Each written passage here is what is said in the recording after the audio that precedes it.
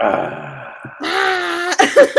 Show 100. Show 100. Chris, can you believe it? Can you believe it? Show 100. No. In fact, I refuse to believe it because I think I don't know. It makes me feel old, but here we are. Oh, it makes you feel old in live stream, in live stream dreams. Think of well, first of all, think of all the beers I've had. If you add them up, actually a little bit terrifying, but it's Yeah. Well, and if you add up all of the, video thumbnails where I'm like, it's kind of equally terrifying. right Hey, now. hello, Jay Curtis in the Oh chat. man, right on time. Midnight. First in the chat, midnight. So In good to the see you house. out there. Fantastic. Fantastic. Welcome, welcome, everyone. Thank you so much for coming. 100th show. Crazy Woo! town. Crazy, crazy, crazy, crazy. It is pretty darn amazing and special. And we wouldn't be able to do it without each other, Chris, and we wouldn't be able to do it without our amazing audience and friends and readers. Mom It and dad. Mom and dad. Mom and dad Schneider out there. Absolutely, Cheering us absolutely. on. Right. Mm-hmm. All of our JLC friends cheering Myers. on. Hey, JLC Myers. Hey, mom. Hey, everybody out there. And we know, Facebook and YouTube, we can see you out there in the chat if you pop in. Twitter, we can't see you, but we know that you're out there, and we're excited that you're watching. Thrilled that you're watching. Well, anyways, this is our 100th show. It's not quite time for our official welcome yet, but we are really, really excited. And, we're going to share our readings with you tonight. We're excited to do that, but we're also just excited to share some memories, share some thoughts, share some things that are coming up that are just great. And we just hope to keep on going and going. So we're just so happy that you all are tuning in and enjoying this. And we're so excited that we get to continue to do this and expand into other kinds of formats and venues. And it's good stuff, really good stuff. But Chris, how was your weekend? My weekend was pretty great. I mean, the weather was delightful the entire time. I, Great. I played for tennis. I went for a long ass hike today. It Oh, nearly did me in. oh my goodness. We're all dragging our tails there at the end. Twinkle, the dog, literally dragging her tail. It was like Oh my God. Twinkle. 5, 6 miles or something like that, and up and down hills and what have you. So that was delightful, and it was great. And yours, you were hanging at the casino. Yes. Yes, I was. I was hanging out at Mohegan Sun with my sister and our dear friends, Kristen and Arnie, family friends, my sister's close friends. And kind of they've become family friends over these many years. And, Arnie pops in here and he says we sometimes miss him on a shout out. So hello, Arnie, whenever you're watching. And hello to all of my family and friends. But we had a fantastic time. We got to see Gin Blossoms and Bare Naked Ladies in concert, and they were awesome. They were so great. So, never give up an opportunity to see Bare Naked Ladies. Yeah. Oh, the band. Oh, geez. Oh, Christopher. For a minute, but in any case, Terrible, terrible. Where were you? Mohegan Sun? Yes, I was at Mohegan Sun. They know you're there. They see Katie coming. They say, get that suite ready. Oh, well, actually, yeah, that's right. That's right. Twice I got free upgrades to a suite at Mohegan Sun. I get very lucky. I have good luck with getting suites, on a weekday at 4:00. Probably because I'm like a single lady and they think I won't mess things up. Or listen, I don't know what it is, but they see you coming on the security camera footage, and they say, fire up that hot tub. Wow! Schneider is here. Oh my gosh, Chris. Sometimes I think about that. I'm like, if I plan this just right, maybe I'll get a suite with a hot tub. Because listen, Mohegan Sun, they have that store Lush. I can just go and buy a bath bomb. One time I did that and it got crazy because all of the bubbles and the jets, like it was overflowing. It Oh, was a little dangerous. it was It like was I awesome. Love Lucy moment. You were just like Yeah, exactly. flooding the Mohegan Sun.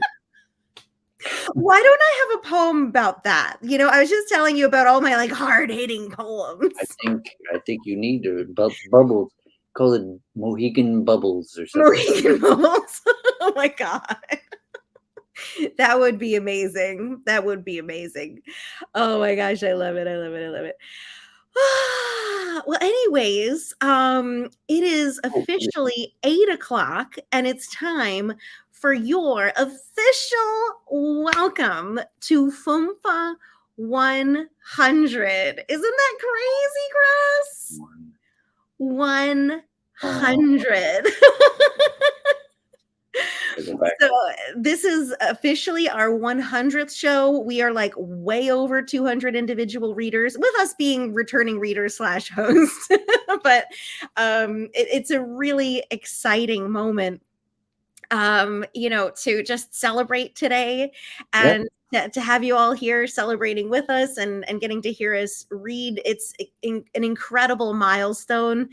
And I don't, when we started this, we are just like, we just have to keep this going, but it's still something very special and kind of unreal to reach 100 shows. Chris, congratulations, Chris. And congrats to you too. And I think it's 232 readers.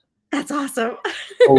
Fiction writers, nonfiction writers, essayists, playwrights, screenwriters. That's right. 232 separate people, individual people have been on this live stream. Yes, that's correct. And God knows how many poems, just actual poems. Oh my gosh, right. How many stories, how many novels, how many spicy haikus. Spicy haikus. We got Philip J. Curtis in the chat.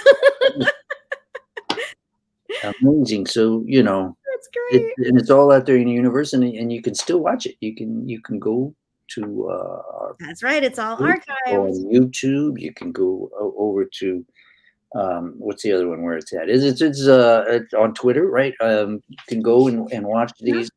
Yeah. Well, our full archive is on Facebook. Yep. When we got our YouTube channel, I can't remember exactly what number it starts at, but we have I think at least 50. I feel like we have quite a few videos on YouTube, and Twitter was a little bit more recent. So depending on what you'd like to see, but we do have our whole archive available to you online. So you should definitely check out the past readings as well, especially when we're taking a vacation week, which we are doing next week for a very special reason. Chris, tell them. For sure. Well, a couple of reasons, really, because we're doing our first ever in-person open mic night. Woo! At Eco Evolution in South Norwalk. So check that out. I don't know the address. Maybe you know the address off the top of your head. It's not off the top of my head, but in South Norwalk, Eco Evolution, right down there at the end of the cute little street. Yeah. Like main drag of cool, like main drag of cool places down there. Exactly. 7:30, and people need to come out and see us in person and say hello. And we're doing that Friday, and then we're going to be, of course, going to be exhausted, but that's not going to stop us because we're going on Sunday to the residency. Enders Island, finally, it's done. Finally meeting in person after all this time. And it's Alumni Day, and of course, as alumni, you and I will put in an appearance and check out the island and meet a whole lot of writers. So we're going to be there on next Sunday. But check out the Facebook page and everything because we'll have like little nuggets of things from the in-person reading that We you can watch will. and all kinds of cool things. So we won't be here live, but there will be stuff that you can watch. Exactly. So please, please, please, we will not be having our regular show next weekend because of the in-person open mic on Friday, but we hope that you'll make it there or that you'll tune into the little videos and photos that we will be posting. We might even try to do an Instagram live, so check that out. Make sure you're following us so you get that notification if we do it. Same thing on Sunday when we will be finally back on the island seeing a star-studded cast of writers and friends. So many of the authors that you've seen on our show are going to be there, and you'll get to see kind of the this place that formed us in the Fumfa program. We're So going that to was see all these people without squares around their heads. without squares. You'll see their legs. The people unbelievable. They're like moving around like human beings, and I'm afraid I'm not going to recognize anybody without. I'm just going to carry around like a little like a frame. Just a little frame with that closet and that bookshelf, a Yeah. photo behind you. That's so funny. Yeah, that's true. That's true. It's wild. It's really, really wild. But and then also we have coming up some really fantastic, Fumfa writers from our community and some great special guests. We have Danny Stone coming up. We have Issam Zine coming up. We have an online open mic coming up the last Sunday of the month. So get ready for that. We have an incredible lineup there. But Chris, I think we need to get started with our show 100 I think we do. readers. Enough babbling. Let's go Um, to our first reader. Okay, while you're doing that, I'm going to grab the poem I told you I would just grab at the last minute. Oh yeah. Oh yeah. Oh my God. I'm expecting a little introduction to that one. Oh my God. Okay. I'm gonna read Katie's bio. Thank you. Catherine, Oh. quote unquote, Katie Schneider is a poet. She's also an adjunct professor and a co-founder and co-host of this here literary live stream, Fumfa Poets and Writers Live.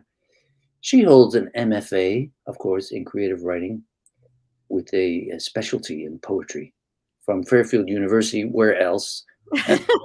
That's right. Master's in how do you say that? Do you say all those letters, or do you say TESOL? Oh. TESOL. Did I put MAT sol in there? The whole thing. Yeah, just say T sol. That's fine.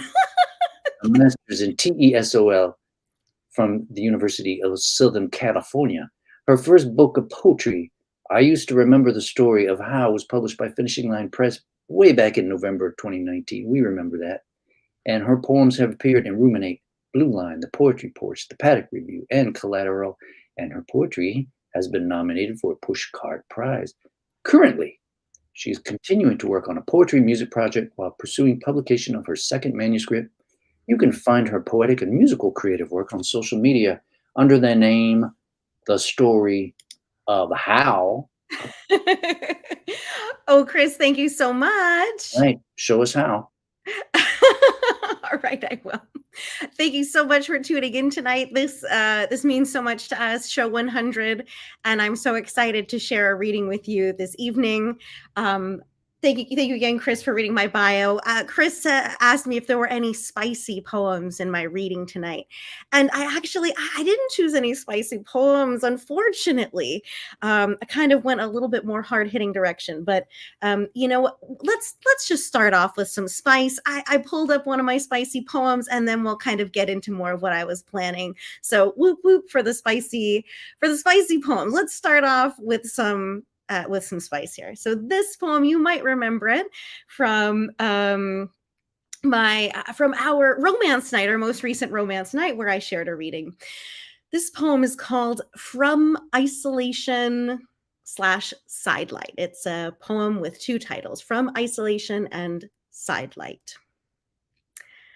We wrote so many times in messages illuminating screens, our fantasy, our dream. I'd straddle his lap, touch his beard in the sidelight, and he'd kiss me.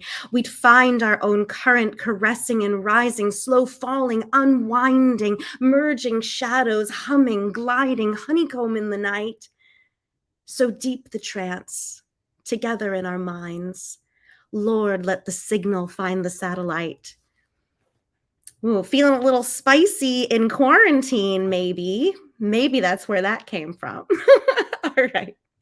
So there you go, a little bit of spice, a little bit of spice. And, we are going to start out with a bit. Oh.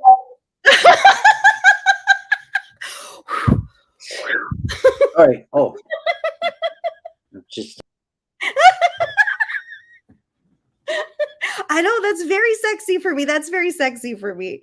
I think I need to challenge myself to, write a few more spicy poems. It's a good time. It's a good time.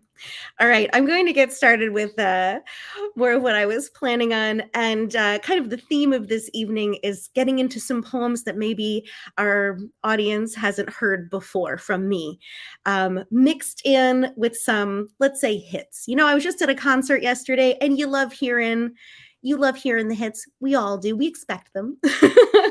But it's also great to hear something new, especially something surprising and something that we can enjoy. I'm going to start out actually with some poems from my first book, my chapbook. I used to remember the story of how, and then I will get into some poems from my new manuscript, my second full-length manuscript, some that you've heard before, but quite a few that you probably haven't. So I'm excited for that. Let's get going.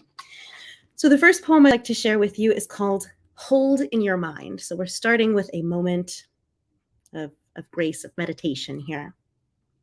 Hold in your mind the tiny violet that grows in the soil of your chest. A twisting prayer, watered by tears, coaxed by the beat that remains there. Gather around it fragments, the glass tones of a song for the heavens to hear, sung as echoes between your ears. This is another somewhat gentle poem called Dock. There's a slow rhythm to the waves, and it will never stop. Someone else should be here to see the red fading of the sun, all these docked boats lined up. I want someone beside me, a voyeur friend to nod as I point, to see the blush sunset and the boats, and maybe know something about me. And one more poem from my book, kind of gently increasing a feeling of longing here. After that spicy poem where it was not so gentle, right? But this next poem is called You Knew, I Knew. Your voice wasn't perfect. You were never all in tune. But when you sang, whenever you sang, I always listened to you. Your thin hair flew in the beach breeze. It flattened to your head in the rain. You didn't look at me, but I looked at you, and you knew. I knew. I didn't trust unspoken things. I didn't believe what they could say. Wordlessly, I loved you then, and wordlessly, it washed away. Thank you so much. Available from Finishing Line Press. You can take a look at that. One thing I'm really proud of with my first chapbook, but also my second manuscript is that I feel like in my first chapbook I've captured many kind of moments of grace, even within some painful moments. And I think in my second manuscript I've leaned a little bit more into more challenging moments. And so I love kind of seeing that, seeing an increased level of comfort with approaching, heavier things in my second manuscript. And that's an exciting, progression for me to see. This next poem kind of continuing to dwell at a level of longing and a relationship connection here. This poem is called The Forest Judges You. Cool title, right? I think so. The Forest Judges You. Your favorite trail is crowded today, full of families, rookie hikers saying things she would say. How refreshing it is to be outside. Which way do we go? What a beautiful view. What's the name of that tree and that flower? You don't want to answer. They're annoying and somehow always too close. Close as the thoughts that say, take a picture for her. She'd like that. As much as she'd like to be here with you, naive and sweet with golden brown hair, an icon in the sun. Her love is like a child's, like a mother's. In your mind, you've seen her carry you, hold you like a pieta. You don't move. You say nothing. You feel her strength. Nothing is as beautiful without her. Heaven beams of sun between the trees aren't glorious. They just illuminate the empty space. You always used to walk alone, stomping out frustrations in the dust. The forest took them. You used to bring your bike and ride, soar and fly over roots and rocks, fast as wind, as breathlessness, gliding a single roller coaster through the leaves. No one to avoid. The forest smiled at your joy. But today, you only feel like a sullen, too thin man, like a dry leaf that should have been shaken off the branch in fall. It's winter now, and you're still hanging, holding on somehow, offering nothing. But you know for sure, for some reason, she still wants you. Sometimes you think about the things you can't control, the things you don't see ahead of you, around you, beneath you, the thorny stick that trips the bike wheel and throws you over the handlebars, a thudding sound that no one hears. Sudden shock, animal adrenaline, the forest cut your skin. When you first touched her, you couldn't believe how soft she was. Plump and tender where you were leather and bone. And her hand found the place on the back of your shoulder, a significant scabbed over wound. She asked you with concern. You had forgotten it, forgotten falling. She held her hand over it like a balm. All right, so judged by the forest. Okay, cool. All right, leaning in to some heartbreak pain here, and we have some a thread of images, if you can catch them in this one, that kind of come through from the previous poem. This poem, the title is like the first line, so I will dive in. I had a nightmare. I caught a bee in my mouth, not a honeybee, the stinging kind, and I crushed it in my teeth, spat it in the sink. I am not yours. Your bike tricks are not for me. Sweet words, no, never for me. Only in hiding, behind closed doors, eyes locked on mine through the dawn. After we made love like rain, it falls, blur into the sewer, dissipate into the sea. I dissociate, squinted eyes turn Christmas lights to a kaleidoscope of stars. Someone calls after me to say something kind, to say something harsh that won't heal this. Nothing heals this. You felt like a torso in a sweatshirt, like empty clothes you slipped out of, like a swoon of nausea, like every meeting, every class I had to teach, ignoring the tug of tears. I wiped up grief, putting eyeliner on at the last moment. No applause for that show. I give my students what they need from me. I give the Zoom camera what people like to see. I don't reveal the dread of evening, the isolated keening for someone doing nothing to save me. I made you feel comfort and warmth from my hands and words, but you stayed cold. I'll never understand, still ringing up the lost, still adding hurt to the tab, Still sending you the bill, unanswered messages in an abandoned house. You left the photos, my words hanging in the air. You only apologized that I saw the darkness there. All my gifts to you on the shelves, kept but never loved.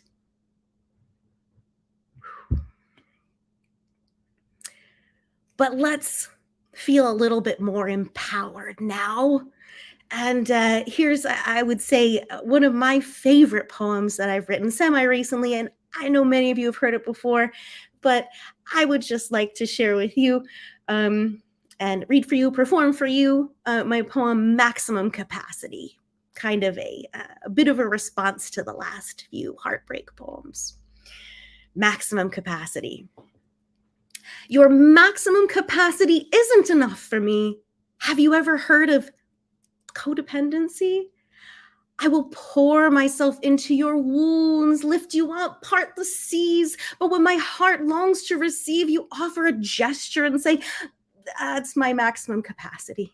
Not enough for me. Not enough for me. There was a new man, a garden bloomed for me at the honey of his words, his attention, his gaze. I am here to be known. Come, welcome to the banquet of all I hold to share. Warm in the sunlight till he turned away to someone else. He'd had enough of me.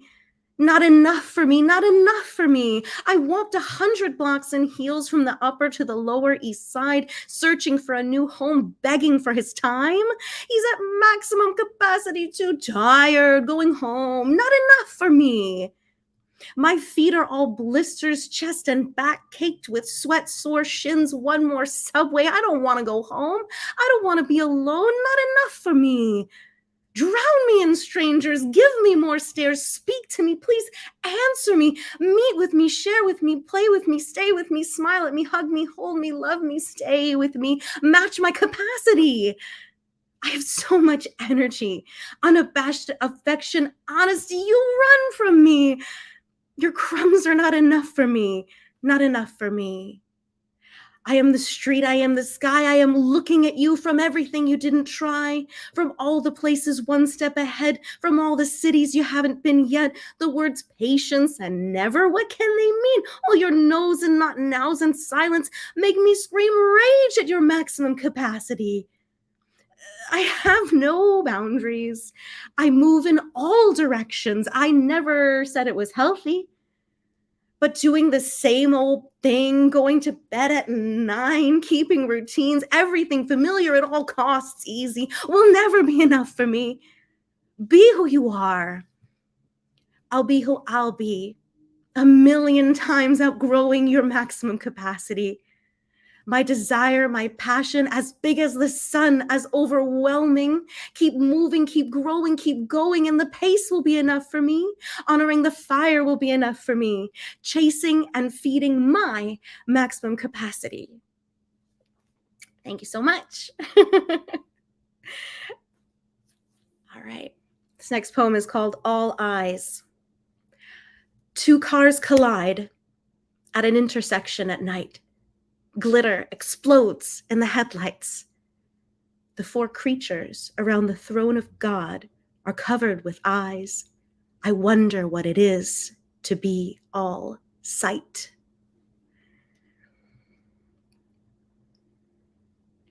Risk of snow. Since I stayed home on risk of snow that never came, I started to decide on my own what I should fear. Only dying too soon without living, without loving you. By then, I'd obsessed over other people's rules for years. They're otherwise or else, the Bible said, threatened with exclusion and withholding. I took the abuse. I lost both pleasure and intuition's thread, staying home and staying quiet until supposed danger passed. I crucified desire on a cross of obedience. I missed you, I missed the concert, missed all that could have been, while for years I languished heartsick within the fold. Never again, I'll brave the snow, I'll brave the wolves, brave even risk of hell, to freely decide for myself what I will do. Thank you. religious deconstruction is a very big part of my second manuscript. I do write some Christian poetry, some spiritual poetry, and have definitely gone through a journey of deconstruction and reshaping of my faith. And I feel like the poems really reflect that, and I'm so excited for this collection to be published so that you can see it and have it in your hands and read all the poems I'm still not sharing with you. Okay, but I have a few more. All right. Okay, I am going to share this poem. This poem, I think you've heard it before. This is a new manuscript poem speaking of religious deconstruction. It's called Prayer at 32. Save me from the sin of what I thought I knew before. Save me from the sin of what I thought was true before. Save me from the sin of what I believed was right before. Forgive me for the pain of those I hurt in ignorance before. Save me from the demagogue. Save me from the god of war. Save me from the charlatans who swindled me before. Save me from the Pharisees, the tyrants, and the priests. Save me from the influence of every sheep-clothed beast. Raise me with the little ones, raise me with the weak, raise me with the gentle ones, the injured and the meek. Tell those snakes we rise above their violence and control. Tell the mob the torch and pitchfork cannot pierce our souls. From the winter evening woods. Now at twilight in the snow-covered woods, every inch of the ground a sparkling white blue. Follow the silence to the last you heard from the acquaintances who prayed for you. Was it prayer you'd needed or just warmth? Fellowship was soothing, steadfast, true. Until the fall of many icons, you couldn't comprehend a dissenting view. You'd heeded predator apologists, bully pastors. You sang with insurrectionists before you knew.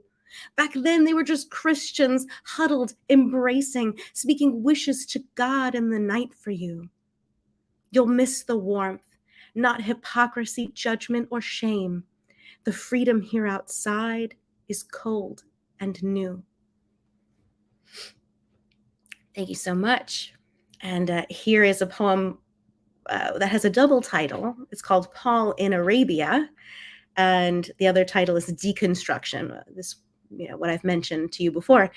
The Apostle Paul was on his way to go persecute Christians, and he's stricken blind, and basically he is healed of this, and this sets him on a total change from being a Pharisee to being, one of the most important,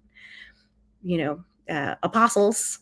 And I know that there's so much in Paul's writing that people currently need to deconstruct from, and that's not easy. But I found an interesting parallel in his life and in the process of deconstruction, of kind of really turning away and changing the whole way that you believe and maybe think about yourself. So I hope you find this interesting.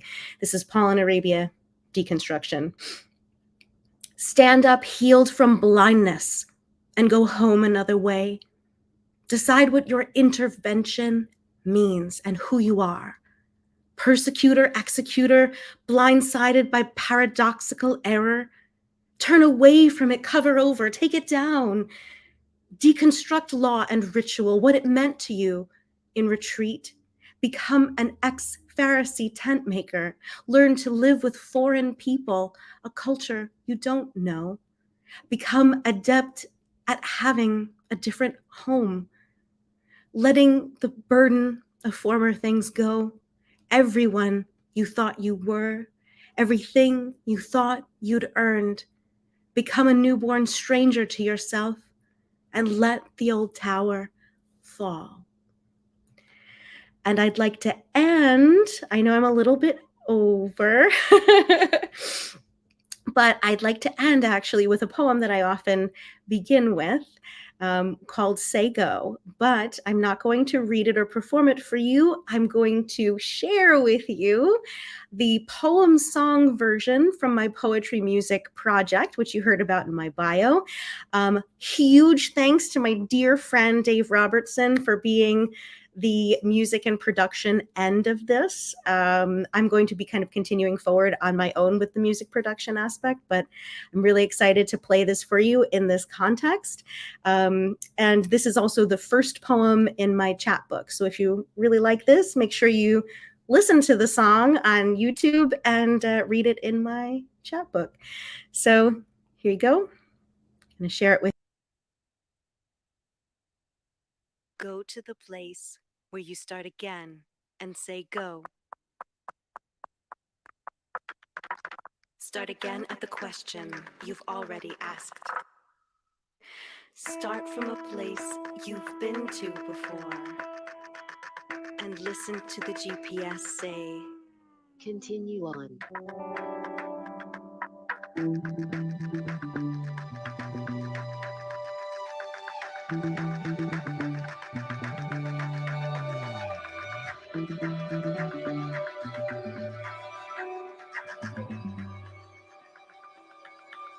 Go to the place where your grandmother rests, remembering you, forgetting everything else. Start from a place you both will remember and listen to the GPS say.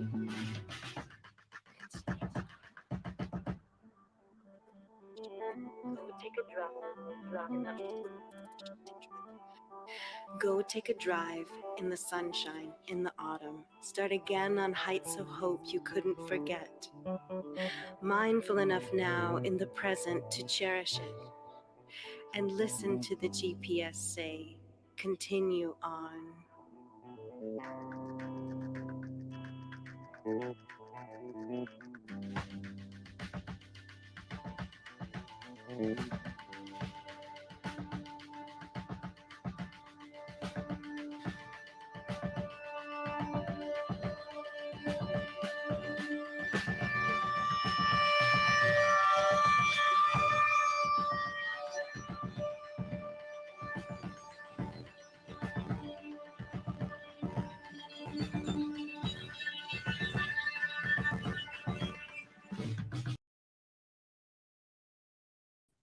Thank you so much, everybody. Woo! Wow! Oh, thank you. That is just so cool. I mean, it was such a perfect way to end that. And I don't know, that's just so cool. I can't wait for you to do more of those. Thank you. Music and poetry and I don't know. It's very cool. And then you can add some visuals or something. I know you. Yeah, that'll be my next step. I can't wait. And if you check out my Instagram, I've already got some cool little visuals going on. So no, amazing. Thank you, Chris. No, but it's so like powerful and vulnerable at the same time, right? Thank you. Which is what really kind of what it's all about, I think. Totally. And no, I hope people are going to ask some questions. I'm going to have some questions for the end. Yes. We're doing our normal kind of Q&A time. We're going to, spend some time talking about, show 100 and our previous shows, but please ask us any questions you have about what you hear tonight, Yes. about our readings. Thank you so much for listening. And thank you so much, Chris. Oh, no, it was amazing. Just thank you. Seeing you, because we've known each other a long time. We have. Seeing your evolution as a poet. Thank you. And yeah, I mean, it's quite something. Well, you were just a little tiny, just a wee little baby. Yes, you were just a 22. Yes. Thank you so much, Chris. That means so much to me. It really does. And, it's as much as it's special for me to share with the audience, it's so special for me to share with you. People who have known me for a long time have definitely seen, an evolution. When I was 22 on Ender's Island at the residency, I had some wonderful poems to share, but, I've really gained a lot of sass over the years and, I've been through some things, and it's been really powerful for me to be able to express that, and it's so cool to hear that power lands. And thank you so much for your comments and for listening. That means the world to me. Sass. I like that. Sass. Well, Chris, Yeah. I did go a few minutes over, so I apologize because we need to get. No. You really didn't, because we started a little late, so you didn't even really go over at all. Well, we're just having a great time tonight. Yeah. I might go over too. I don't know. We'll have to see. Go. Oh, you better go over, Chris. It's show 100. We gotta loosen up. We'll have a great time. All right. All right, we so love you out there, all in the audience. We see you, Lona. We see you, Balke. We see you, Penelope, Melissa.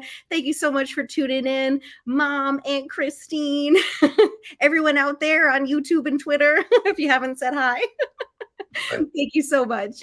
But we need to introduce our second reader of the evening, the other co-host of this show, the other half of Katie and Chris, and that is Chris Chuck Johnson Belden. No, I'm just kidding. Chris, how do you do that with your chair so smoothly? It's too silly. Oh my God. You're really good at that. That's hilarious. That's all. Okay. All right. Focusing now. Okay. Chris Belden is the author of the books Carry On, The Floating Lady of Lake Tawaba, and Shriver, which is now a motion picture starring Michael Shannon and Kate Hudson. I have questions. We need to ask questions about this. Yeah. A graduate of Fairfield UFA program, whoop whoop. He runs workshop at Westport Writers Workshop and Homes for the Brave, a veterans shelter. In 2023, Woodhull Press will publish an anthology of writing produced in the workshop he ran for more than 10 years at a maximum security prison. So awesome. Well, we got to ask you about all that, Chris. We're so excited to hear you read, Chris. Take it away. Alrighty. Thank you, Katie. I'm going to be reading a story, a relatively new story that no one out there has ever heard or read, called Knock Knock. Goes like this. Midge first heard the knocking on a Sunday night in May at 3:21 a.m. She remembered the time because upon waking at the noise, she glanced at the oversized clock on her nightstand, and the number stuck with her. It was like a countdown, she'd say later. 3, 2, 1. Knock, knock. Someone was knocking at her door, not a gentle tap either, but a hard-knuckled rap. Knock, knock. What on earth, Midge said. A common refrain lately, what with all the calamity in the world. She rolled onto her side with a groan, swung her feet to the carpeted floor, and blinked in the darkness. She had closed the curtains to keep out the glare from the parking lot lights, so the room was lit only by the alarm clock and a nightlight next to the bathroom door. She put on her glasses and knock, knock. Keep your shirt on, Midge muttered as she picked up her terry cloth robe from the foot of the bed and slowly made her way toward the door.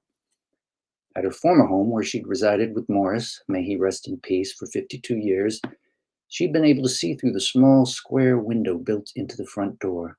But there was no window here, so she paused with her hand on the lock and called out, "Hello?" No answer. She set her other hand against the heavy door as if her fingers could somehow identify the person beyond it. "What do you want?" she called out. Again, no answer. She debated her options: return to her bed, or open the door, or stand here like a fool trying to make up her mind. The door, she knew, opened onto a long hallway lined with identical doors. The building's outer entrances would all be locked at this hour, and a guard sat on duty at the front desk. The guard was less for deterring crime, which was non-existent here at Prairie's End, than for responding to emergencies among the tenants: heart attacks, strokes, broken hips. Across the room, above Mitch's bed, hung a thin rope with a red handle designed for just such an emergency. She squinted through the dark at the rope now, wondering if she should pull it. Perhaps a murderer lurked outside her door. She could yank the rope, and the guard, a nice man named Ronald, would come running. Instead, on an impulse, she opened the door to the glare of the harsh fluorescent hallway lights. Thin beige carpet ran up and down the empty hall. No one there. Midge shrugged her thin shoulders and returned to bed. You must have dreamed it, Loretta said the next day at breakfast. Were you wearing your hearing aids? Bunny asked. Bunny, you know I don't need hearing aids, Midge said as she meticulously cut her grapefruit with a serrated spoon. She often bragged about her hearing, which an audiologist once compared to that of a 60-year-old. And I most definitely did not dream it, she told Loretta. Someone was knocking on my door at 3:21 a.m. On her way to breakfast, Midge had stopped by the office to report the disturbance to Tiffany, the day supervisor. Oh dear, Tiffany had said. That must have been very upsetting. Tiffany always reacted to complaints with a certain amount of drama, which Midge interpreted as a sly strategy to avert litigation. You should have called for Ronald, Tiffany added. Well, didn't it strike me as an emergency? Well, if it happens again, dear, which I'm sure it won't, please let Ronald know. It could be a tenant in distress. Remember Jerry last month? Jerry had wandered away from Prairie's End after a mini-stroke and ended up at a Panera 5 miles away. Tiffany's right, Loretta said. Somebody probably got confuzzled and knocked on your door. The three women, between bites of not quite ripe grapefruit, speculated as to who might have been so confused as to go around knocking on doors in the middle of the night. Several possible candidates happened to be sitting nearby in the dining room. Midge's money was on Otto, who wore more jam on his shirt than had reached his mouth this morning. Maybe it was Charlie, Bunny said, nodding toward the dapper gentleman sitting 2 tables over. Charlie's thick silver hair lay neatly combed across his erect head. Bunny's eyes twinkled at the thought. I'd open my door to Charlie any night of the week. Charlie had once invited Midge out to Panera, and only after having accepted had she discovered that he had also invited Bunny. He drove them both in his Oldsmobile and managed to charm his way through soup and salad with stories about his years in the CIA. Midge found out soon after that Charlie had asked out virtually every widow in the building at one time or another. Loretta called him the Warren Beatty of Prairie's End.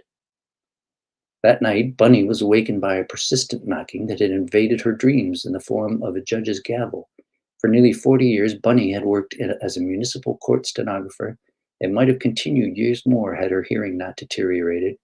When she finally shook off her dream, in which a nude, muscular Judge Stevens presided over the court, Bunny felt surprise at having heard the knocking at all without her hearing aids.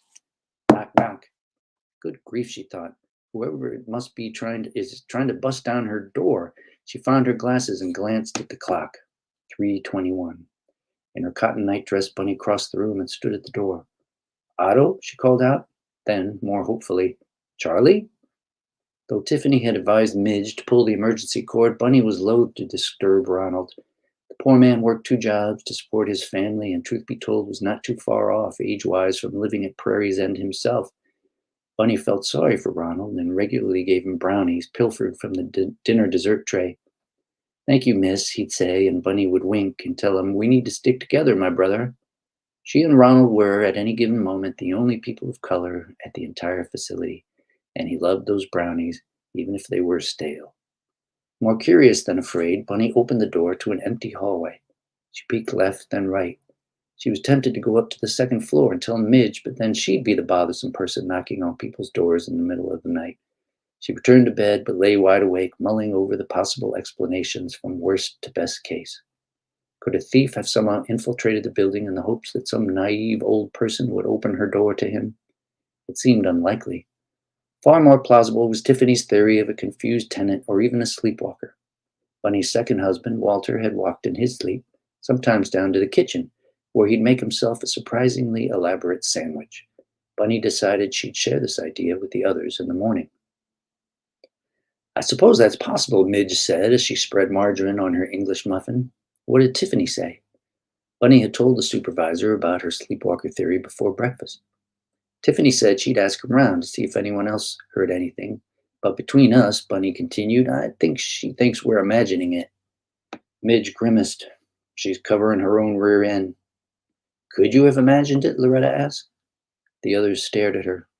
It's just that people are so susceptible to suggestion. Just look at the election. Yes, yes, we know, Bunny said with a dismissive wave. But Midge and I are not like that. We don't watch Fox News.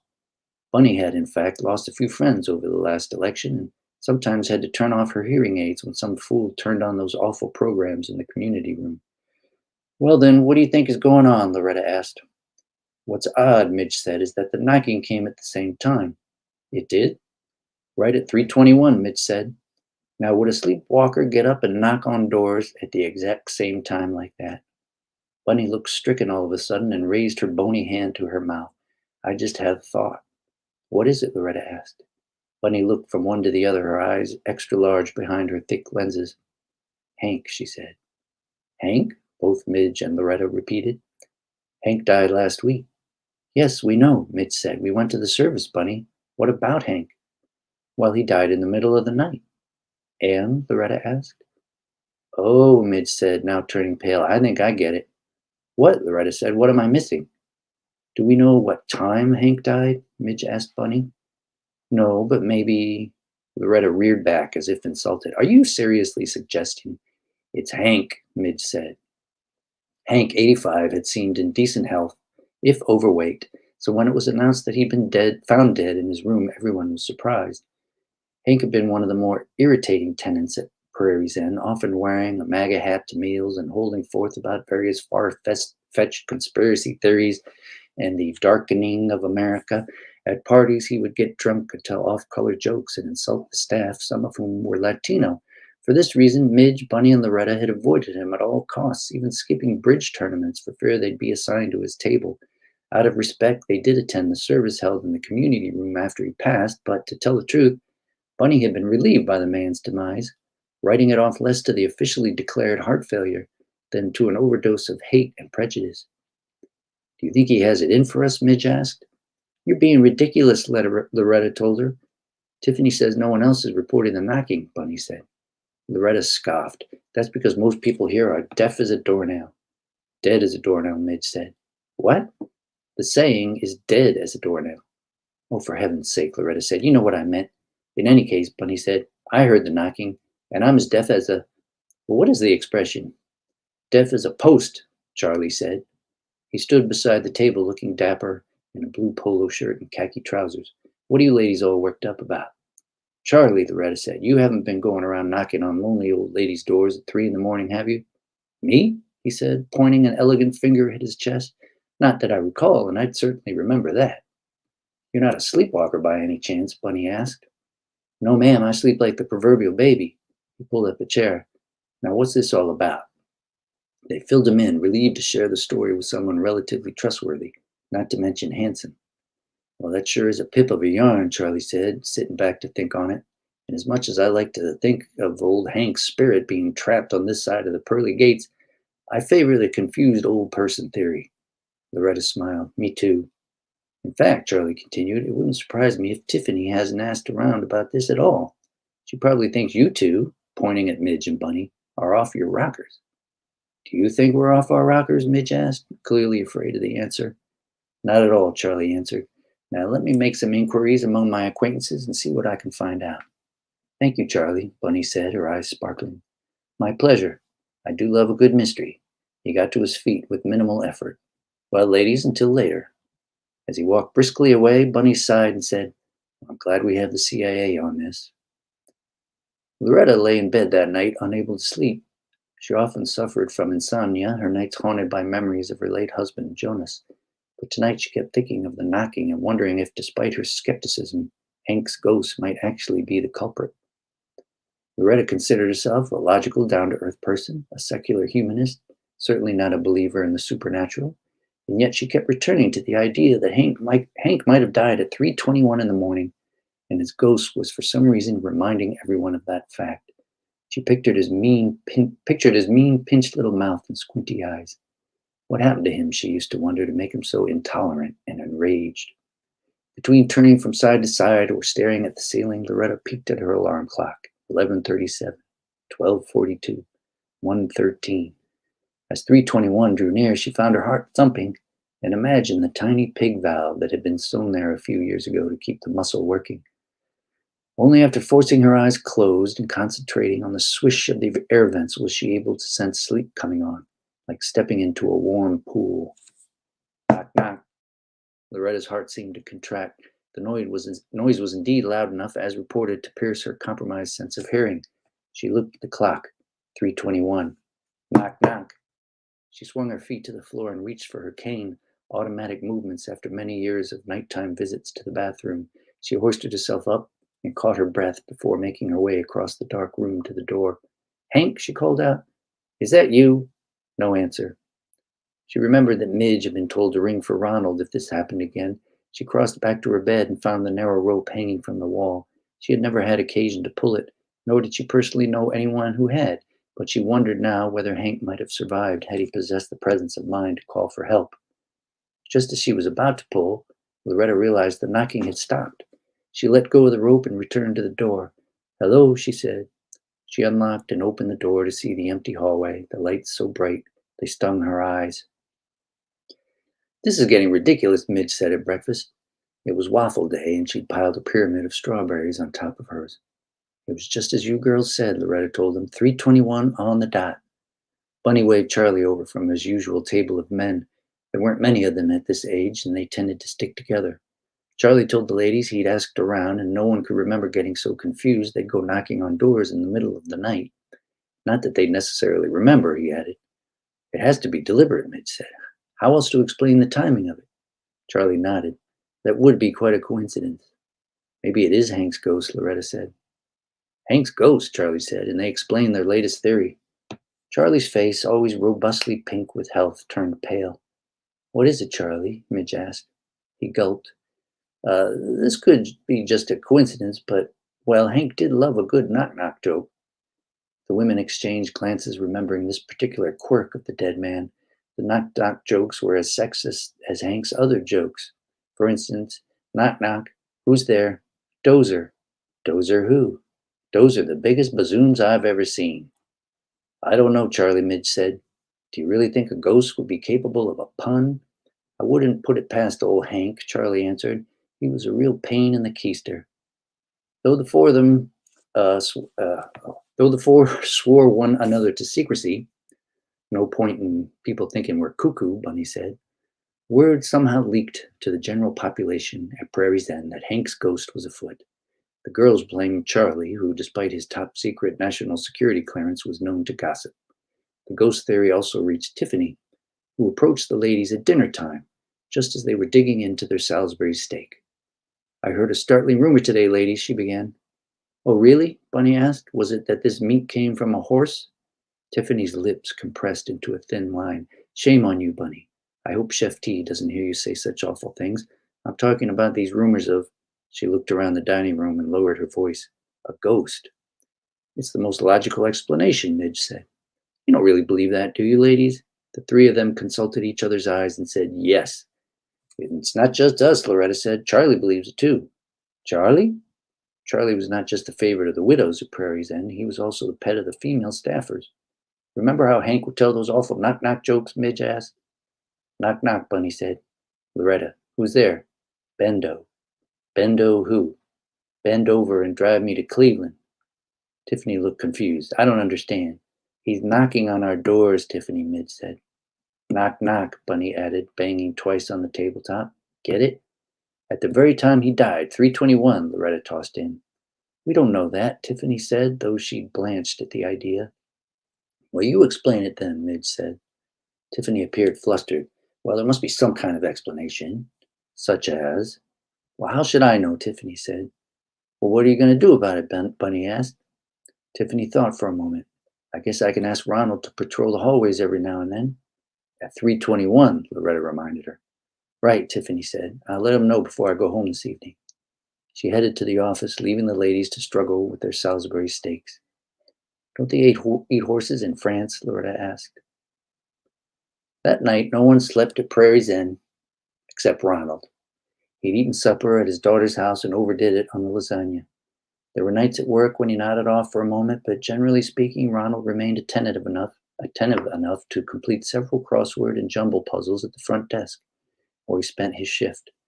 Rarely did the alarm ring, and 4 out of 5 times it was a mistake or an overreaction. Just last week, a tenant thought he smelled a gas leak, but it turned out to be fumes coming from the microwave, where he'd accidentally zapped a spoon in his chicken noodle soup. Tonight at 3:21 a.m., Ronald was snoring softly at his station and dreaming of Dionne Warwick. Moments earlier, Charlie lay in his bed, wide awake and waiting for the ghost of old Hank to come a-knocking. His years at CIA had trained him to remain alert at all hours, no matter how exhausted, often to wait for a teletype report from one of his people in the field. He eyed his clock, 3:11. After much thought, Charlie had surmised that the only logical explanation for the knocking was a good old-fashioned haunting. Most people didn't know it, but his field agent's reports often included references to bizarre, unexplainable occurrences, eerie apparitions, and things that go bump in the night. Cuba, Vietnam, East Germany. He'd been involved in some of history's greatest political conflicts, but none intrigued him more than the mystery of life after death. Naturally, these sections of the reports were redacted, but he could fill a book with ghost stories from Angola alone. 3:16. Other agency managers longed to have their desks to leave their desks to go into the field and experience warfare, subterfuge, and psyops. Charlie wanted to see a ghost, just once. It would change everything. His agnosticism, his numbing fear of mortality, his relationship to life. If after death the spirit carried on with enough energy to pound on the doors of Prairie's End, Charlie wanted to know about it. 3:20.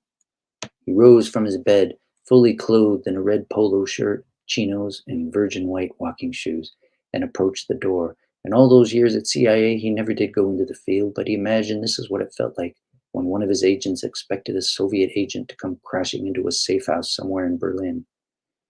His clock now read 3:21. Nothing. He waited. 3:22.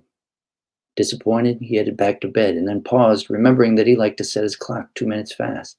He glanced at the time just as the numbers changed. 3:23. Knock, knock. This is it, Charlie thought, hustling toward the door as fast as his titanium knees could get him there. He swung the door open. An empty hallway. Charlie looked left, right. Damn it, Hank, he hollered. You're an insufferable SOB even after dying. I could swear I heard him laughing, Charlie said, obviously embellishing his story. He left the boys at the other table this morning to eat his yogurt with the girls. And where was Ronald? Midge asked. He couldn't be patrolling all the halls at one time, Bunny said. Tiffany never even spoke to him, I bet, Loretta said.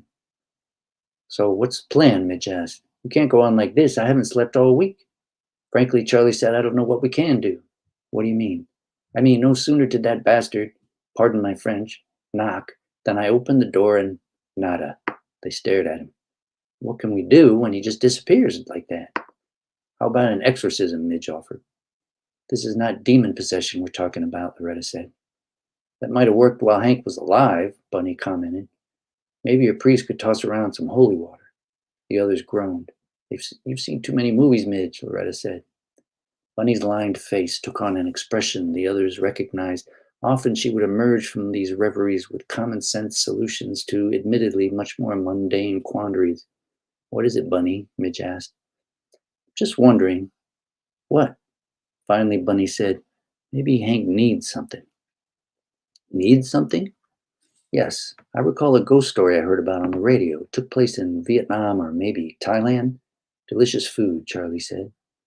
The attitude of the living people, Bunny continued, was that the ghost was looking for something, some kind of resolution.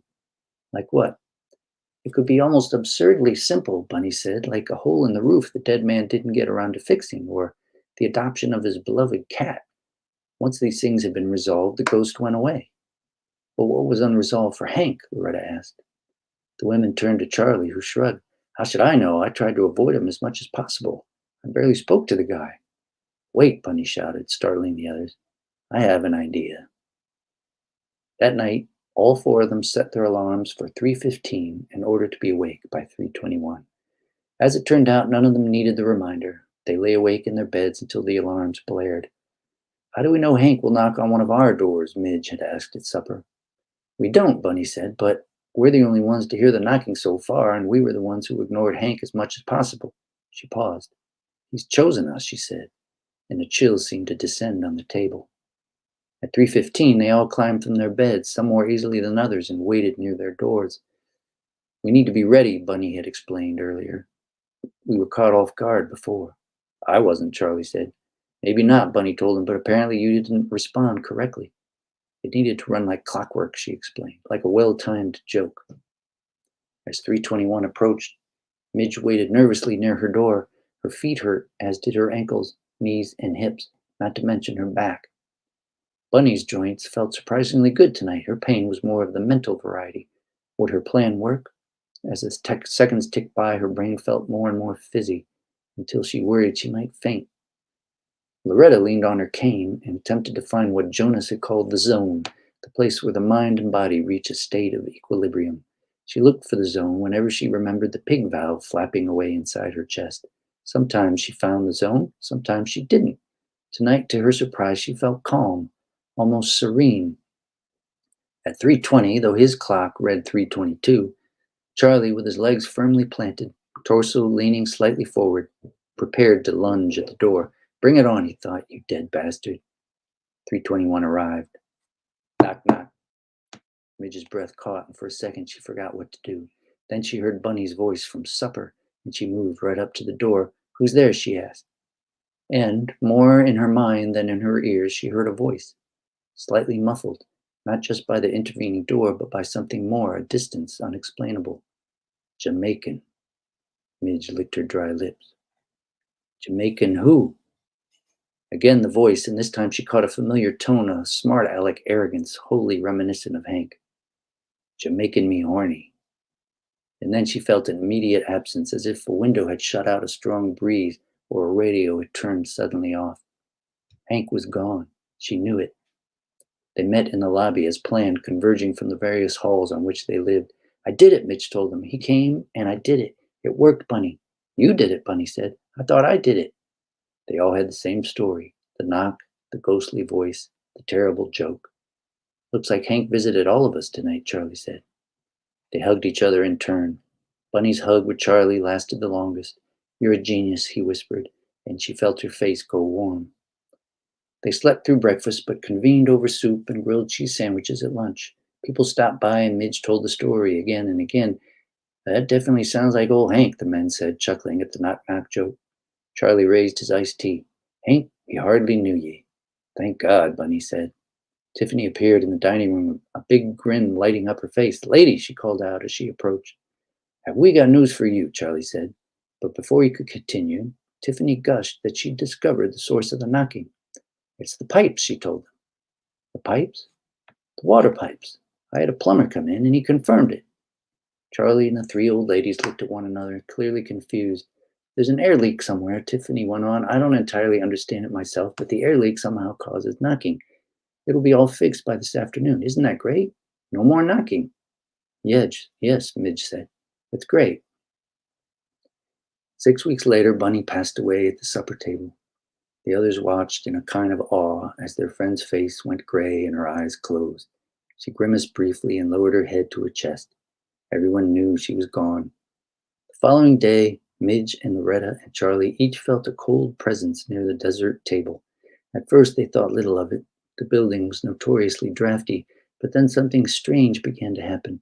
They'd find brownies on the floor. This happened every night for a week and became the subject of much discussion among the tenants. Midge blamed Otto, not known for his at-table coordination, but no one had actually witnessed the confectionery vandalism. Maybe Hank's back, Charlie said one day, and Midge got an idea. That night, she delivered a brownie to Ronald, the night watchman. Thank you, miss, Ronald said. Don't thank me, Midge said. Thank Bunny. And from that day on, no more brownies were found on the floor. Thank you very much. Oh, Chris! That was so good! Oh my God. Chris, if you could have seen the comments the whole time, everyone's like, I'm on the edge of my seat. I need to know what happened. It's Hank. The suspense. Oh, Chris, you were making me chuckle the whole time, and I was like, we need to solve the mystery, and now I have a tear in my eye, Chris. That was so great. Yeah. Wow. What a fantastic story. Chris, you have such seemingly effortless skill at creating these very warm and familiar characters so quickly and setting us up in these scenes where really powerful stuff is happening, and yet there are so many little quirky moments of humor to just sort of delight you in the process. Hey, you're on Hi, I'm Frankie. on. How are you? Good job, Dad. Oh, thanks. I know, wasn't he fantastic? Wow! Oh my gosh, yay! It was just so excellent, Chris. And you're gonna have to go back through and read all of your comments. Oh, Oh, the brownie, Ronald. right. You know, there was before my mother-in-law passed away last year. She was in a like an independent living place, and there was people were saying there was this knocking at the door Oh my God. in the middle of the night. You know, and it was and you know they said they thought it was the pipes and stuff, but I was thinking, I don't know. Yeah, I don't think so. I And, don't think so. you know, I was like, It planted the seed for this story. good to pass up. Oh, Chris, that was just fantastic. And, Chance wrote a little compliment to you / a burn to midnight, as he likes to do. And I don't know if you saw that earlier. He wrote, midnight, get your pen out. This is writing. Terrible. Midnight. No, Chance. But come on. I know. Yeah. Just a pure compliment would be nice. No burns on midnight. Oh, so it was just a fantastic story. And yeah, like Lona just said, so delicious, right? Like we're just loving all these characters. We're loving spending time with them. We're loving like solving the mystery and feeling like the suspense around that. And and then our hearts are melting at the end. Just fantastic. Thank you very much. It was fun. It was a fun story to write. Well, Chris, what a show! Show 100. Thank you so much, everyone, for being here and for listening to us read and spending time with us. Chris, I'm on the wrong side of the screen. Oh, that's right. Can we switch it up? Hold on.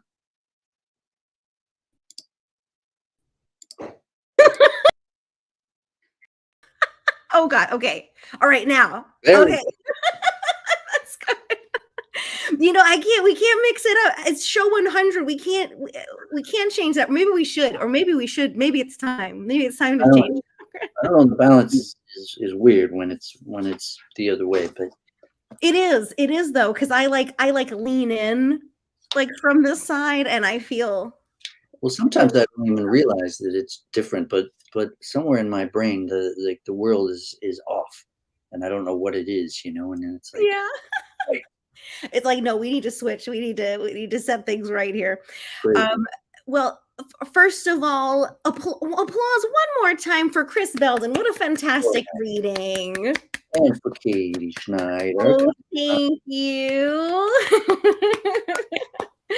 Thank you so much for listening to our reading. Thank you for being here. It's time. It's Q&A time.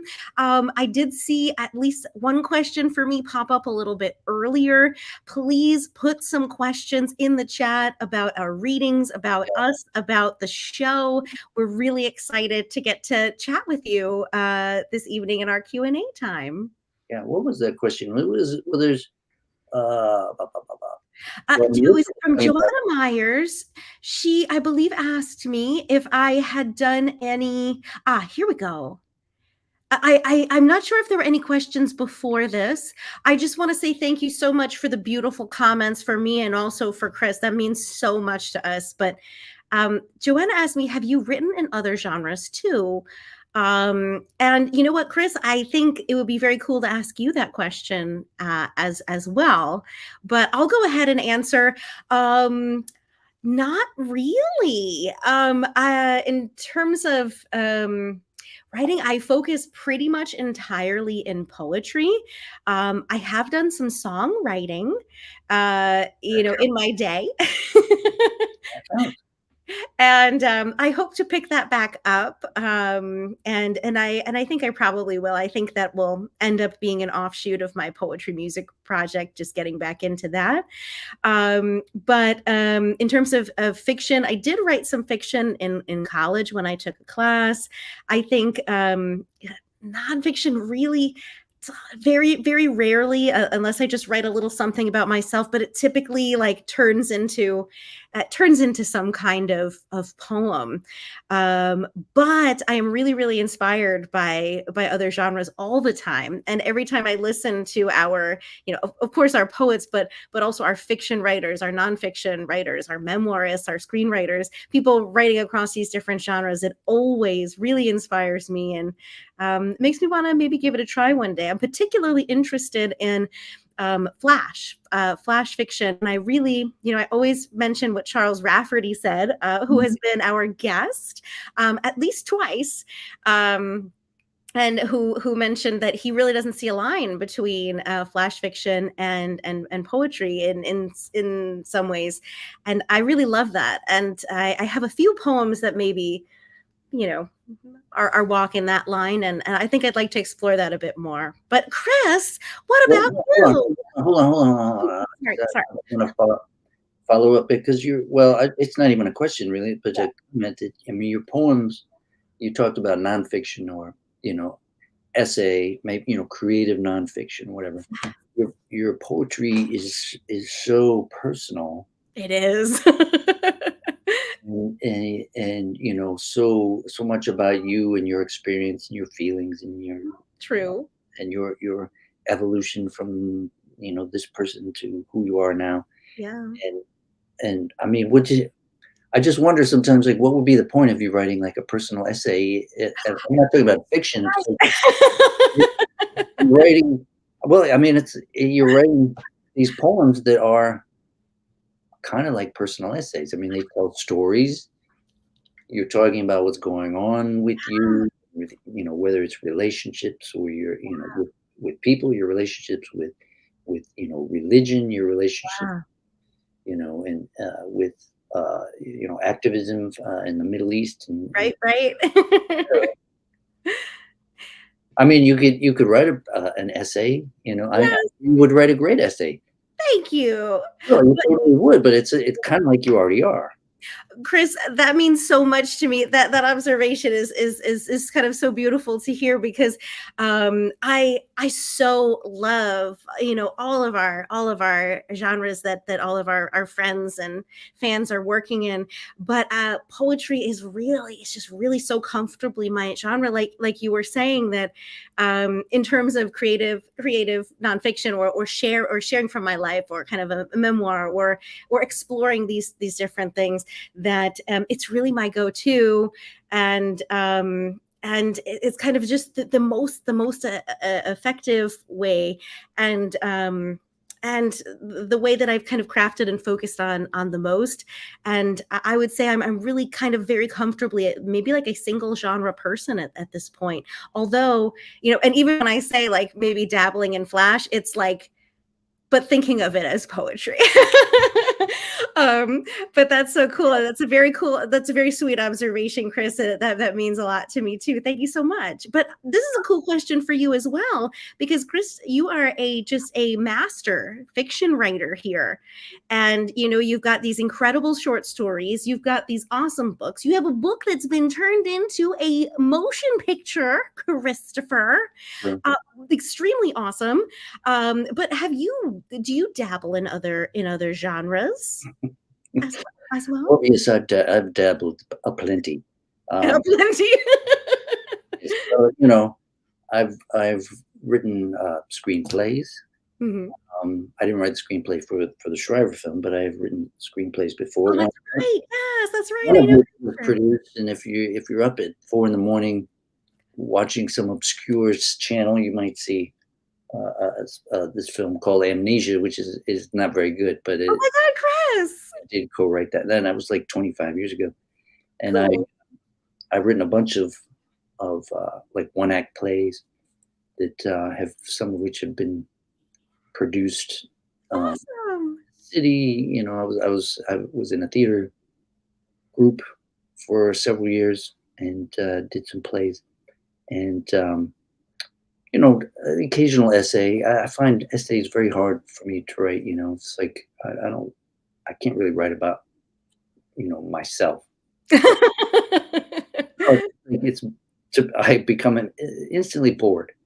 But Oh, Chris. oh, it, I, I'm not but saying you're I'm such an interesting guy. You okay. need other people to write about you, you know. Well, I just think, well, why am I writing about this? It already happened to me, or whatever. And then, But you're also a songwriter, Chris. You have how many albums now? well, I have 2 albums and loads and loads of songs, and then even the occasional poem. Yeah. Because running these workshops, particularly in prison, but and also at a as a veterans shelter where I run a workshop now. Uh, Mhm. I ask them to write poems and stories, and I will often join them as Yes.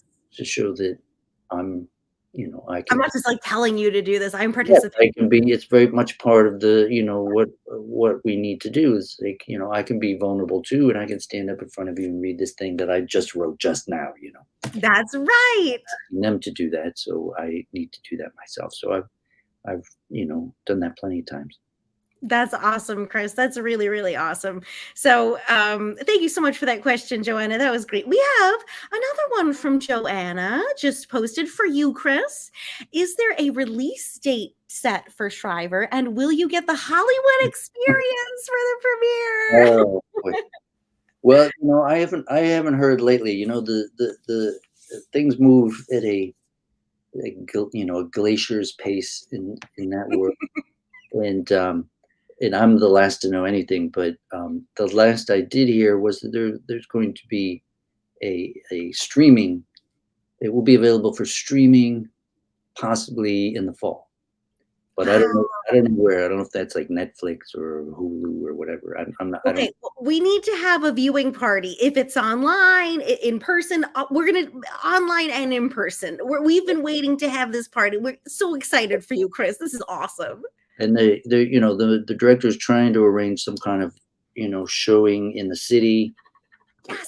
New York. I don't know if LA would be involved in that, but some kind of in person screening on a big screen. I would love for that to happen. So cool. If Oh, any of that happens, we will talk about it here. So we will let you know. It will be a massive event.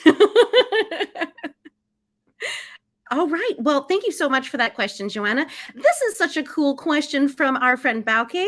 Thank you so much for this question. I just read it. I think it's so funny. Uh, that's it says normally you get things started by asking a few questions of your own, Katie. So, what would you ask yourself? Whoa, whoa. What would I ask myself? Wow, what a question. Oh my gosh, and I saw this a moment ago, so I had time to think, and I'm still whoa. I would say, uh, hmm, mm,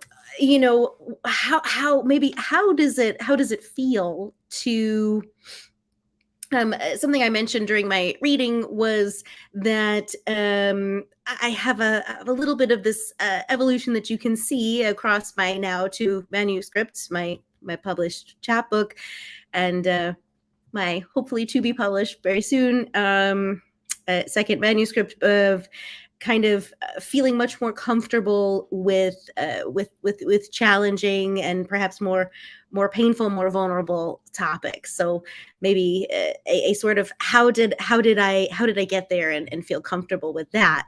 And I think maybe the shortest answer I could give, because I could probably go very long talking about that. I bet mom and dad are laughing about that. But I think my shortest answer to that question is that being vulnerable, being real, being honest about difficult things, about painful things, about unjust things is so important. You do not do yourself or anyone a favor by hiding your truth or by not facing things that are painful, and either speaking up about them, finding something to do about them, finding a way to share them, finding a way to process them. And I think just really believing that was important for me to heal, to be my best self in the world, to actually speak up and seek for justice for myself, for my community, for for other communities was so important. So I felt it was something really, really essential. And it was something that maybe I had held back on in the past because I was maybe a bit timid or a bit shy or a bit religiously repressed or held back for reasons that I just don't feel are important anymore. So I feel like it's extremely important to kind of set that example of vulnerability, honesty, and speaking up and kind of standing in that strength. It's something that is scary at first, but over time makes you strong. So I think that's so important, and I hope to continue to grow in that respect. You look back and kind of see where that change, what was it slow, or was there like a, I don't know, something That's that an awesome question, Chris. That is a really awesome question. I would say it sort of went hand in hand. I was in a very there have been little things throughout my life. This has been like a theme of my life. Like, when am I gonna be able to speak up and really believe in my self-worth, believe in, the value of saying something, of doing something, and kind of being very, very honest about it. huh? um and so that's been a real theme, but I think it was probably a two-edged thing where I was in a very emotionally abusive relationship, and I'm like, at what point am I going to stick up for myself and take care of myself and say something to this partner and leave this relationship? When am I going to do that?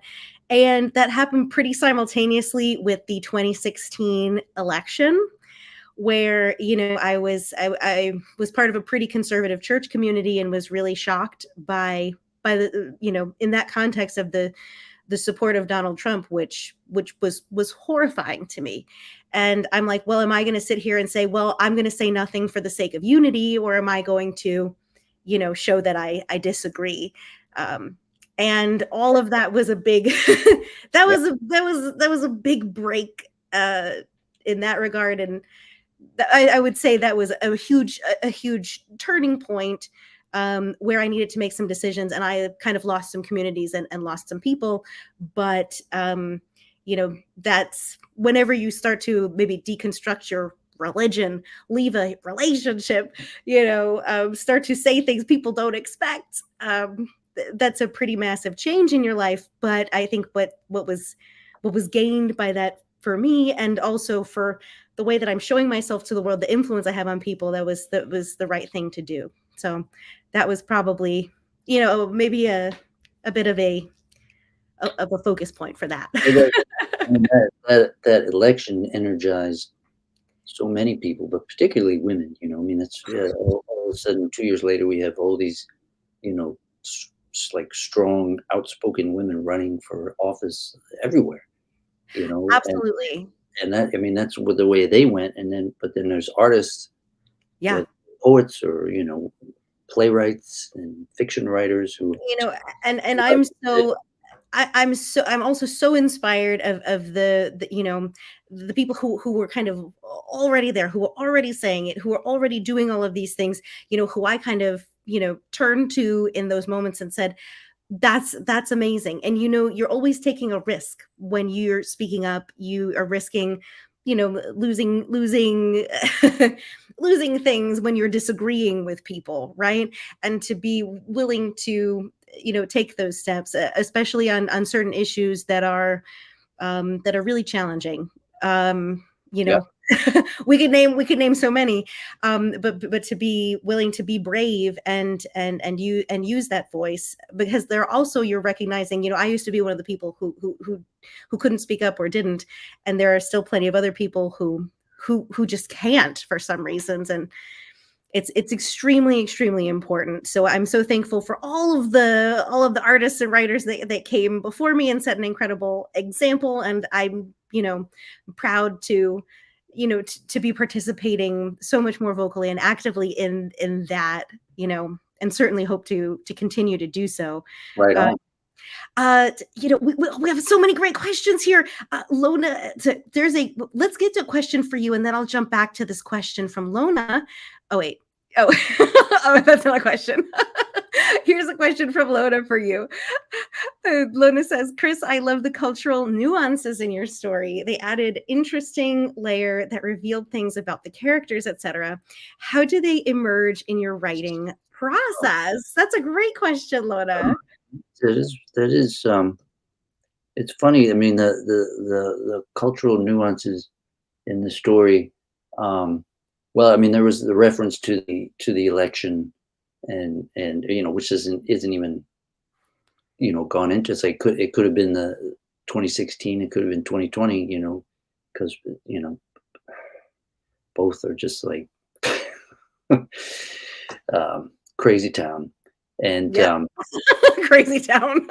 well, these from what I've observed in these places, these where people are living at a certain age. It's like it's so interesting, the mix and of different types of people, and they all come together, and it's like they're all living together, they're all in Yeah. the building, and they're eating together and all this stuff, and they come from all these different backgrounds and with different ideas and beliefs and everything, and there's it's going to be conflict, and there's also going to be togetherness, people who Yeah. believe what you believe, and sometimes it's, I don't know, I mean, it's not really the focus of the story, but it's there, it's Oh, it's part of all of those are part of what make these characters like so real and so lovable, and to making it like so poignant in all these places. Chris, right. so good. And it was important to make one of these characters, Bunny, to be a woman of color, and then there's the workers there who were people of color, and it's sort of like, okay, they're on their wavelength, their sort of cultural background wavelength, like looking out for each other, and then it's just like, it's just you throw all these people together, there's going to be all these things that go on in it. Like I said, it wasn't the main event of the story, but it's there. I mean, you can't, Right. and it's just more interesting, more fun to throw it in there. And Well, it is. It absolutely is, and I think that's also the realness of those contexts, and I just love the mention of these different kinds of like meals: the Salisbury steak, the grilled cheese, the stale brownies, yeah, and someone remembering their deceased husband, and the other remembering how he wished he could have met a spy, and it's just it's so great. In a way it reminds me of like a Pixar short. You have all of these fantastic little characters, and there's something afoot, and it's sort of very, very poignant but also charming, and there's an element of mystery and suspense. It's just what a mix. Lona also has a question for me, and I know we need to wrap up. We're getting very close to our end time here. But Lona said, did you include a reflective piece about your spiritual journey in the new book? Look forward to reading it. And actually, that kind of popped up when I was answering the genre question. And Lona, this is such a great question because I think with everyone who knows me or knows a bit about my journey, that kind of adds to your understanding of the new collection and how that figures in.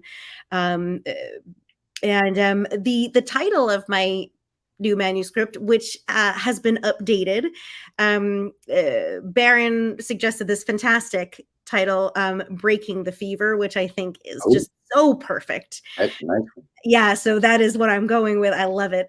But previously, I had wanted to call it, and I think I had told you all this if you had tuned in, "This Holy Land," and that was kind of an umbrella under which I took all of these different subjects together. The idea of like what is holy and what is precious, and how that is so vulnerable, how it's oppressed, how it's repressed, how people treat that, whether that is our spirits, our bodies, our precious relationships, our thoughts, or the actual Holy Land in the Middle East. How are we caring for or damaging these different things? And I I have thought about it. I definitely always speak a bit about it when I do a reading, because someone doesn't have the benefit of maybe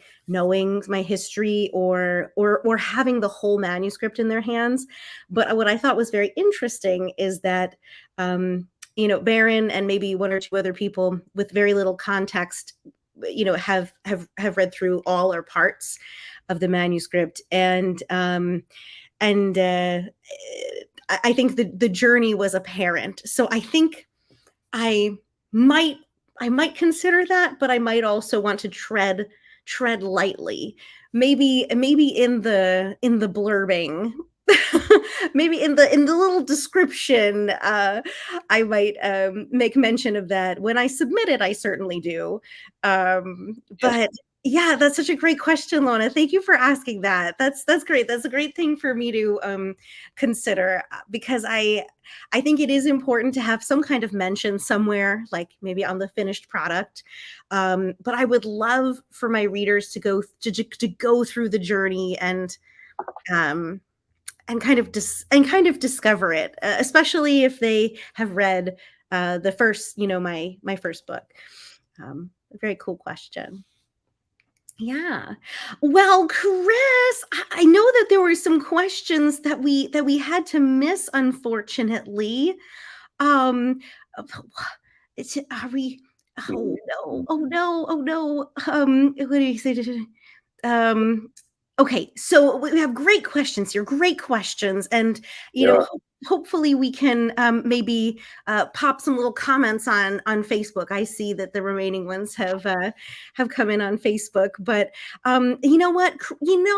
Chris, it Why? just wouldn't be right if we didn't end with a quick pearl of wisdom. Just a quick one. Just a quick one. A Ooh, quick one, Chris. Any pearl of wisdom before we wrap up for show 100? oh boy.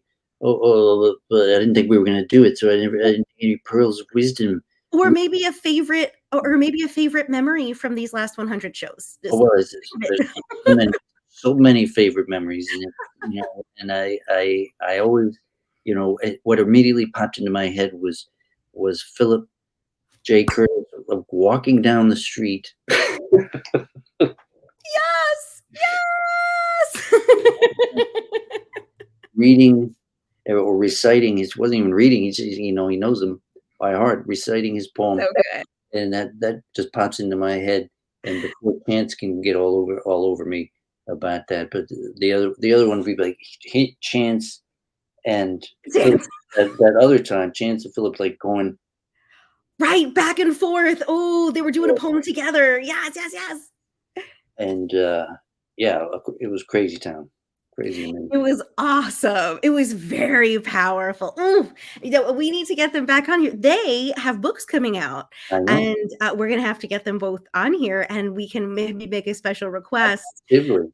for that particular poem that was incredible. But it's always awesome to hear Philip J. Curtis, Midnight, and Chance.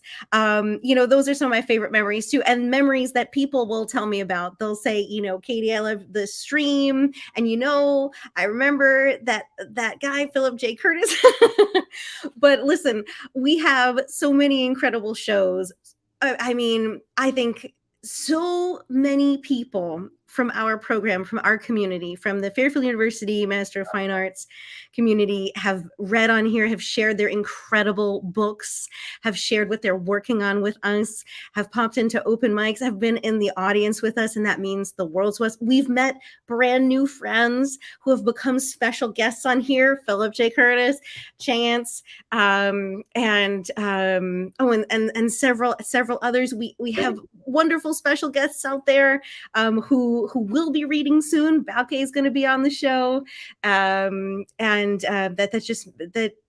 it's just such a special thing. And thank you so much to mom and dad and our folks who are strictly audience members. We couldn't do it without you. Yeah. And I think my favorite memories are just wow. it's very, very hard to pick because yeah, I feel like each week is kind of just a treasure. We get to dwell in the richness of so many different people's writings and thoughts and worlds that they've created, and it's really a treat. And you get to feel the warmth of that community, and that means so much to us. We thank you so much for joining us and reading with us and following us for 100 shows. We started this to get together our community and to meet new people and just feel the warmth of togetherness in the very beginning of the pandemic and quarantine. And we've really gotten through that, thank God. And here we are now. Thank you so much for watching and for enjoying us tonight.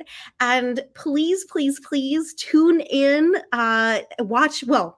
make sure to come to that in-person open mic on Friday if you can. Legal Evolution. Or maybe we'll see you at Ender's Island in Mystic, Connecticut on Sunday.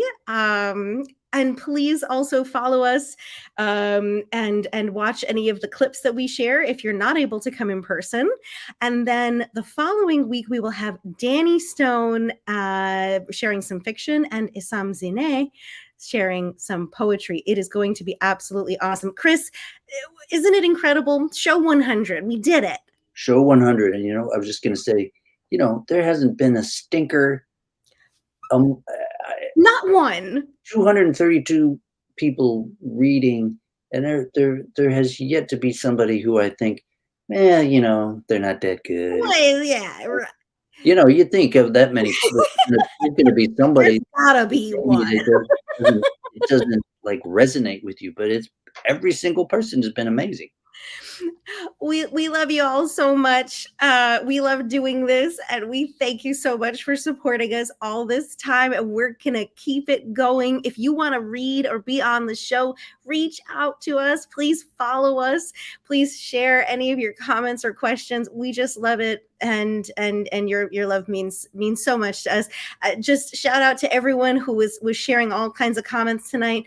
Mom and Dad, Joanna Myers, Lona, Michelle Lee, Balke, Penelope, Amber Watson. Oh, I'm just scrolling up. Melissa Slattery, all of you, everyone. Thank you so much. And thank you, my dear co-host and friend, Chris Belden. You.